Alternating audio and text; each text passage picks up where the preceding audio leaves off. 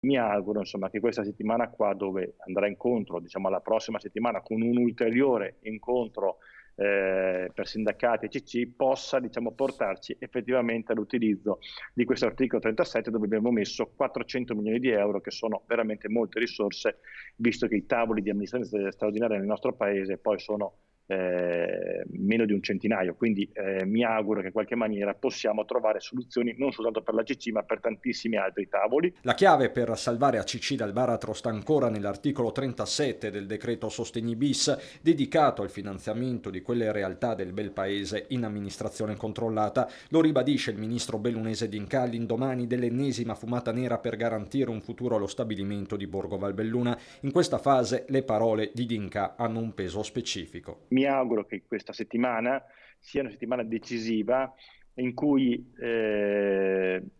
telefoni siano molto molto caldi perché vi siano i confronti tra l'attuale amministrazione dell'azienda e poi il Mise e con la Regione Veneto. Regione Veneto, che era presente all'incontro tra Mise e parti sociali di ieri con l'assessore Elena Donazzan e la sua unità di crisi. Donazzan che fa sapere come la soluzione dell'articolo 37 sia in bilico, ma come ci sia l'impegno collettivo a trovare una soluzione. Posizione di fatto rimarcata da Zaia nel corso della conferenza stampa a Palazzo Balbi. La partita della CC ci sta a cuore, la stiamo seguendo come regione, è un momento, anche ieri hanno avuto la riunione, insomma tutte le cose che sapete.